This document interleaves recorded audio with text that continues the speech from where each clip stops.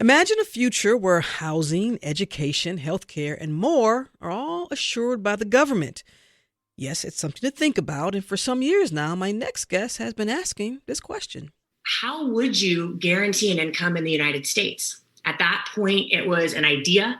It was talked about on the internet, and we commissioned a bunch of white papers. We did research. We looked at policy. We looked around the world where there had been a number of trials and decided, let's do it in the United States. That's Natalie Foster from the December in 2020 appearing on C-SPAN, and she's talking about the guaranteed basic income concept and if it could work in the United States. Now, Natalie has been on the front lines of the guaranteed income movement, if you will, for a number of years. She's the president and co-founder of the Economic Security Project, which you'll hear more about in just a moment. Also, she's heralded as helping architect the expanded and monthly federal child tax credit during the pandemic. Say that 4 times so y'all can thank her. And all in her new book, Natalie Foster's exploring and laying out in greater details how all this should and could work. It's titled The Guarantee, Inside the Fight for America's Next Economy. And ahead of appearance tonight at the Carter Center, guess what? Natalie Foster joins me in studio. Welcome. So great to be here. And this note of disclosure, the Carter Center is a financial supporter of WABE. So again, welcome. Thank you. I love asking this question. It's a question that starts with, what do people get wrong? And then I insert what I'm talking about. So let me ask you this. What do folks get wrong, you think, about the concept of guaranteed income or this basic income, universal basic income? What do they get wrong about it? I think people get wrong the idea that it's simply a safety net, a net that catches people when they fall. I think that's true. But I also think that it's a trampoline, that when people fall, they touch down and they can jump right back up. And that's what economic security provides people. I'm going to read something here that stood out to me.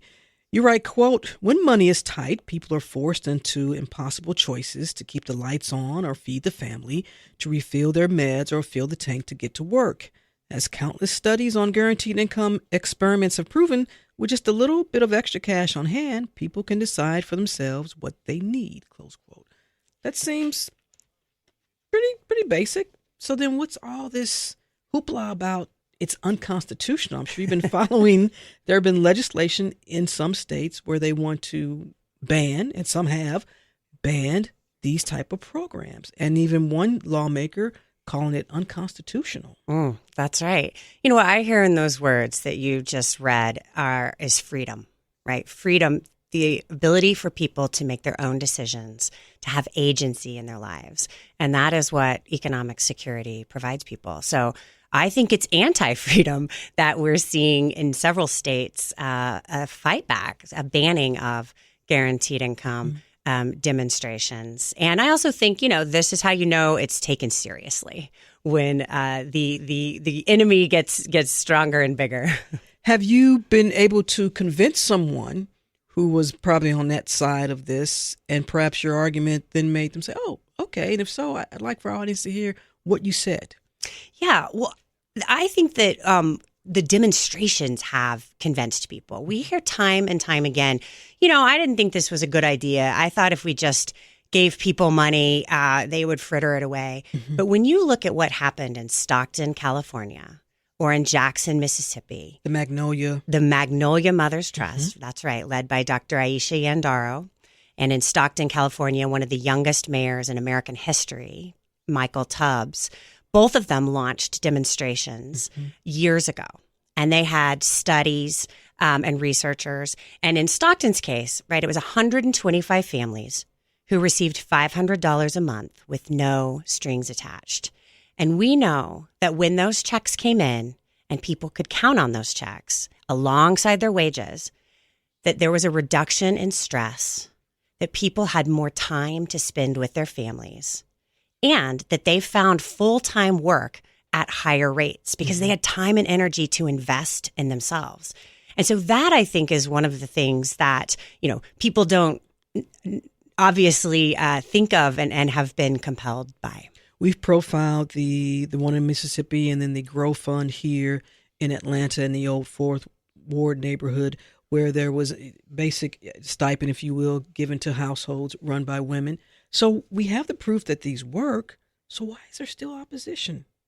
Well, I think through your lens. Yeah, I think that's a great question. And I think the opposition is because people are fearful of change. And that is, the world in which we live. The demonstration, the pilot here in Atlanta, is really exciting. And I actually just made a big announcement today. It's led by Hope Willensack. It's called In Her Hands. Been on this program. She has been on this Yeah. program. Yeah. A real leader here in Atlanta. And today they announced that they're expanding to the neighborhoods of Bankhead, Washington Park, English Avenue, and Vine City. And it'll be supporting hundreds more Black women across the city of Atlanta and across the state of Georgia, which I'm so excited about. So we have some local programs that are run by foundations and organizations, and you have been making the argument, but what if let's on a larger scale, federal, what this look like from a federal level? And I know a lot of people, their eyes are going big, like, oh no, there's no way that from a federal level, but you lay it out here. Take our listeners through sort of your guideline for this and how it would work. Sure.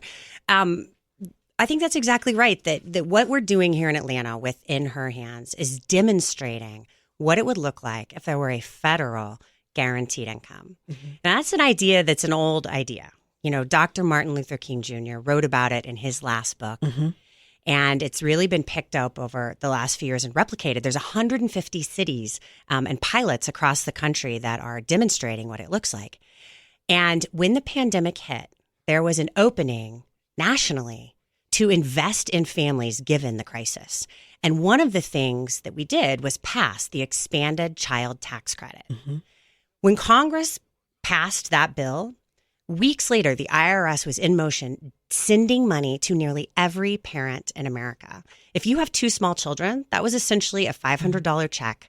There was no application. You didn't have to stand in line. Nobody was coming in to inspect how you spent the money. It was simply to parents to raise their children. And it is estimated that with that there were households that were, as some y'all put it, lifted out of poverty. Millions here, particularly with children. That's exactly right. That we cut child poverty in half. That during this period of time, it was the lowest rates of poverty that have ever been recorded since we began recording poverty in America. So we know it's a choice. We know how to do this. We simply have to have the political will to do it. Natalie, you mentioned earlier, this is not necessarily a safety net, but a trampoline in helping people get out of that state. So someone listening may say, well, how is this different from any other maybe subsidy may or may not be the right word, or any other type of benefits that folks get? I think it's building on benefits. It's saying we can modernize our system for this age in which we live, right? We live in an era of great income volatility. We live in an era where 25% of Americans have no money saved for retirement. And 4 out of 10 families couldn't pull together $400 if in an emergency. And so that is the precariousness in which we live. And we're marching into the age of artificial intelligence, right? The age of AI. So it's incredibly important that we create economic resilience for families so that they can weather this chaos. The models that you present in the book, does it solely focus on just income in terms of actual cash? Because we mentioned when we talk about healthcare and education and all these other quality of life, we like to say here, tentacles. Mm-hmm. Might it include something similar as a voucher for here in Atlanta we have MARTA for transportation? Is it just simply a cash infusion? Oh, I love this idea of a MARTA guarantee. All right, MARTA, if y'all use that, I want credit. Listen up, MARTA. The book is called The Guarantee, and I actually wrote it because I'd been heads down building alongside Dr. Aisha, Michael Tubbs, Hope Willensack, and realized, we've seen tremendous progress of moving this idea into the mainstream, like the child tax credit. And as I looked around, I realized other guarantees were having the same progress, that in the housing space, there's an activist I track, Tara Raghuveer, who helped build the Kansas City Tenants Union. And they have built the idea of a homes guarantee. And over the last few years, we saw the first federal eviction moratorium ever, holding people safe in their homes. We sent people rental assistance and mortgage assistance to be able to keep them in their homes. And then government did sort of man on the moon style things like buying hotels and moving the unhoused in, giving people a room of their own with a key. Like that is a housing guarantee. On healthcare's front, we actually mobilized the National Guard, right? And we put vaccines for free in people's arms. So, in other words, we shouldn't have to wait for a once in a lifetime, we hope, something unprecedented like a pandemic or something else in order to have these type of assistance. That's exactly right. And the thing that I was surprised by is that, for my lifetime, I'm 45. And so I kind of came of age in Reaganomics and trickle-down economics. And that is the system. You're a Midwest person that we lived in. I'm a Midwest person. Where are you from? St. Louis. Okay, Kansas. Right down the street. We still have the best barbecue, but go ahead. Ooh, fighting words. And it was told to me that these types of things, that guarantees weren't possible in the United States of America. And in fact, we have done that over the past few years. As I started to name around a housing guarantee, around healthcare, we saw the lowest number of uninsured Americans at any time in history over the last few years as we expanded Medicaid and as we, made care free in the COVID crisis. We've done this with family care. The state of New Mexico has guaranteed care for children in that state. And it goes on. I track income, baby bonds, inheritance across 7 different guarantees. I have a lot of questions here from listeners. But by the way, if you're just joining us, I'm in conversation with Natalie Foster about her book, The Guarantee, Inside the Fight for America's Next Economy. A question here from a listener says, well, Rose, would this continue indefinitely, or can your guest talk about how long it took for folks to come out of their poverty state? I'm arguing, actually, that this should be the new social contract in America, that this should be the way the American economy is organized, that it's organized to support people. And guarantees are foundational to capitalism today, right? If you're a business in the United States of America, you are guaranteed a steady monetary system, court systems, patent rights. Shareholders are guaranteed liability from any corporate activity. So I'm just arguing we should extend guarantees to everyday people who make this economy run. Another listener says, to me, I am skeptical of states buying in on a federal guaranteed income program. Georgia won't even expand Medicaid here. Are there avenues to work around this and to make sure states follow through with such a program? That is such a good question. In some places we're seeing states leading the way. And we have doubled the number of states with child tax credits on their books over the last few years. And in other places, we're seeing it go backwards. So that is very much a tale of two Americas. But I am hopeful, ultimately, that in this laboratory of democracy, it'll become clear that states that invested in families and in communities are much better off than states that didn't. I have another listener who says, if some states adopted a guaranteed income program while others did not, could that worsen income inequality, which here in the Atlanta area, we've been talking about that a lot. I am not concerned. Income inequality is a real problem in America today.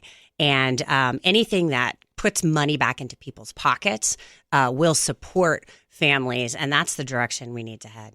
I have another listener that says, Rose, but wouldn't this also make some folks just not do anything? That's a real question.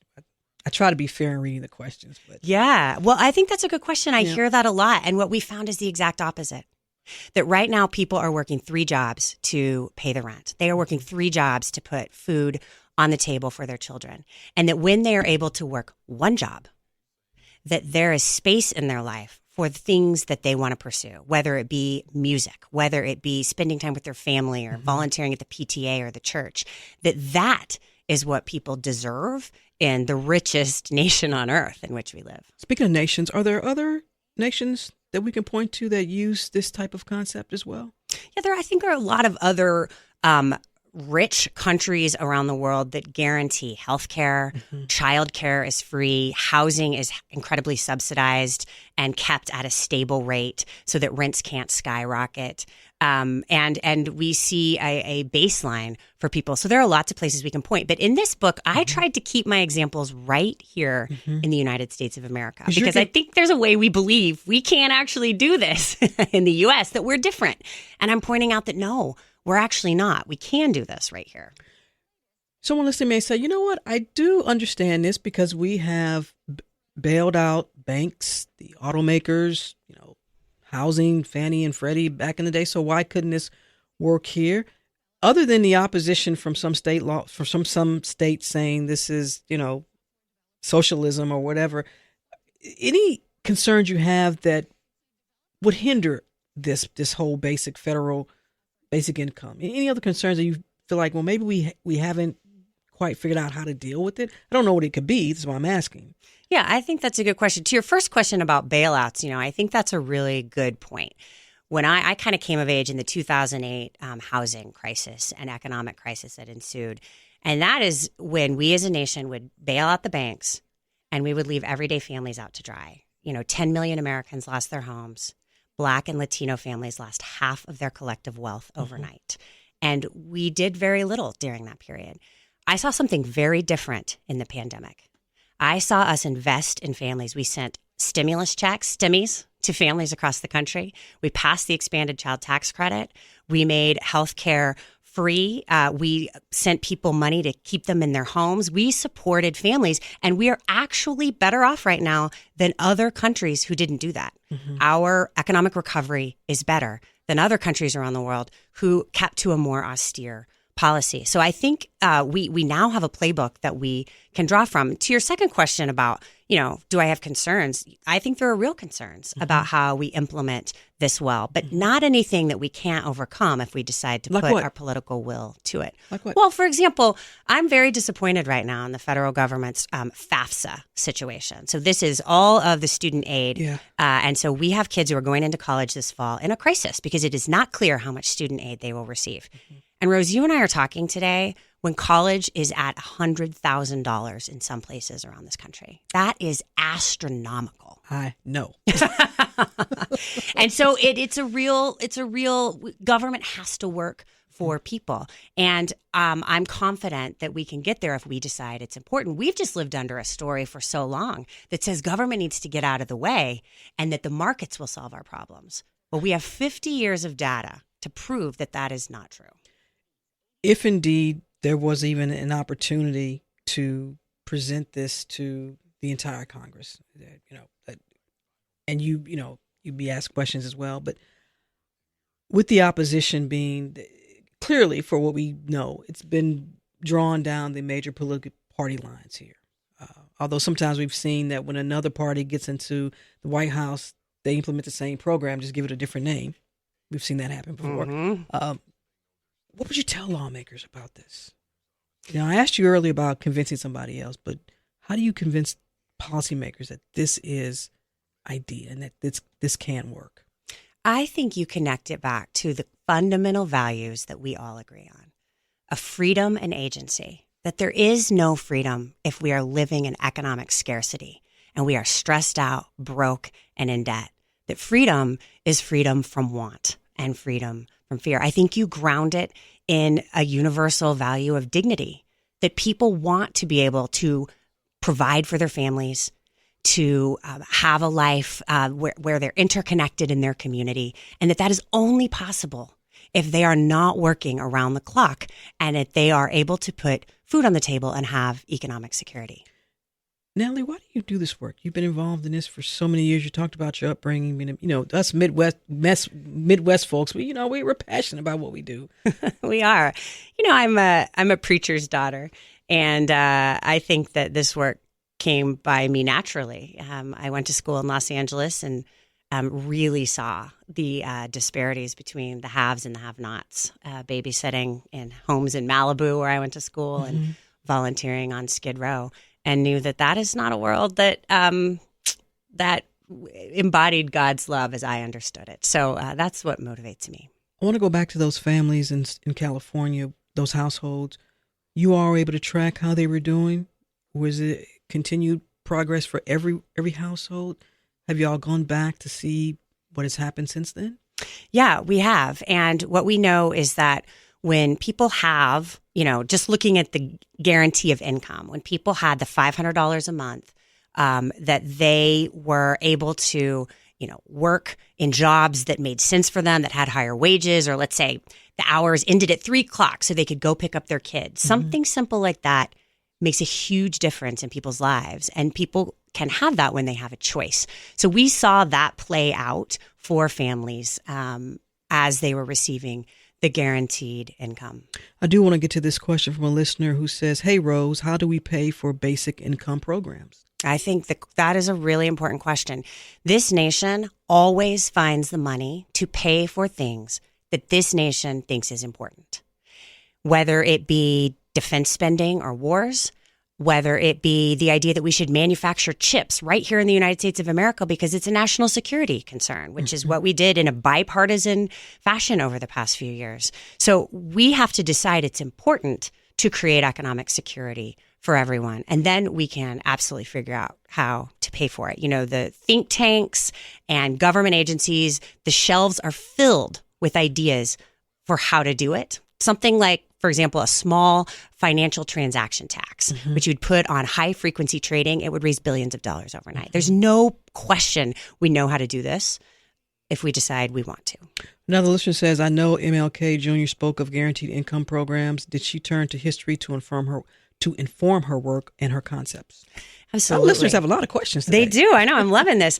Dr. King's last book has been very important to me and my work. Dorian Warren, who's a co-founder of the Economic Security Project and president of Community Change, was the first person to hand me his dog-eared copy of Dr. King's book, Where Do We Go From Here? Chaos or Community? And I've also come to understand more of that history, which is Johnny Tillman and many of the Black women who were fighting for welfare rights and for dignity in an age of extreme economic insecurity, were pushing Dr. King to take a stand on economic justice and understanding that economic justice and racial justice were intertwined. And that is exactly what he did. So many of the leaders today in the guaranteed income movement are drawing from that inspiration. And really, that message was lost over the last several decades of trickle-down economics. So I'm very heartened to see it back front and center and see its ideas embodied in things like the expanded child tax credit. Should the guarantee incite the fight for America's next economy? Are you comfortable with someone saying, "Oh, that is the Bible of how to do this"? But I gotta be careful if I say Bible or religious text or Holy Scroll. I don't know what to say. I'll get an email, Natalie. No, yeah, I think I tried to write a book that was tracking the progress I was seeing, which left me heartened and inspired. And we all need that in this moment as our freedoms are being rolled back and as it feels like there is bad news as we scroll through the texts, as we scroll through Instagram. We're also in an era where billions of dollars of student debt have been abolished overnight, leaving people with more room each month who no longer have that ball and chain. We are in an era where the city of Flint, Michigan, has announced a guaranteed income program for every mother in Flint. Every baby born in Flint, Michigan, that mother will receive a check each month with no strings attached. It's led by a pediatrician, Dr. Mona Hanna-Attisha. So there are bright spots everywhere, and that's what I'm writing about in the guarantee. And I kind of asked this earlier, but I do want to get this question in from Bonnie, who says, "How would this differ from welfare? Could it be for families of 2 to 3 children? No more?" And I also want to ask about perhaps folks who are disabled or living with some other type of condition that prevents them from working a full 40 hours. And you have to lay all that out, too, in terms of who is eligible in terms of households. The idea is that this would become the new social floor in America, and that anybody who needed it, regardless of race, religion, and zip code, would be able to access it, that it would be much simpler. It would not be filled with long forms and what's called the time tax of being poor. That when you are having to go in and fill out things, you take more time that you don't have, that this would be simple and it would be debited directly into your account and help you live the life you need. But, for some folks who would say, okay, but Natalie, can you, no pun intended, can you guarantee against fraud or people misusing that? Yeah, I think it's really important that we make sure it works and that there's accountability in the programs. But the biggest concern I have right now is that people are living in such economic precarity. And so what I can guarantee is that we know how to fix that, and we have a blueprint for doing it. As we wrap up, when we started this conversation, I asked you to talk about what people get wrong about guaranteed income programs and the concept. So I'm going to ask you in terms of how do you see this going in the right direction? Is there a timeline? Do you look at, well, we've got to take 4 years to roll this out? Or do we get all the states on board? What's the first thing that has to happen? Well, the first thing that could happen tomorrow is that Congress could reinstate the expanded child tax credit, which should happen across party lines. Frankly, I hear on both sides of the aisle the desire to support families in raising families and being with one another in this particular age in which we live. And something like the child tax credit, which is a guaranteed income for families with children, would do that. So that would be the first step. And then from there, we could start to build out. It's much like Social Security, I'll say. Social Security started as a very small payroll tax, and it grew and it grew and it grew as it became so popular among the elderly. So that is a blueprint for how we can do a guaranteed income in America. I have a listener that says, Rose, can we just make sure that my taxes, when I pay my taxes, it goes to where I want it to go? I'd rather do that than give it to... To send it abroad or elsewhere. I'm not going to answer. The book is called The Guarantee, Inside the Fight for America's Next Economy by Natalie Foster, who will be appearing tonight at the Carter Center. Yeah, I'm very honored to be in conversation with Dr. Aisha Yandaro, but also Alicia Garza, the founder of Black Lives Matter. Will be doing opening comments, a real futurist. So I'm excited to hear from her. And then Samira Fazili, who just left the Biden administration, will be doing some closing comments and sort of giving an insider's view. So would love to see people there. All right. Thank you so much, Natalie, for coming in. I appreciate it. Thanks for having me. We still have the best barbecue. Ouch.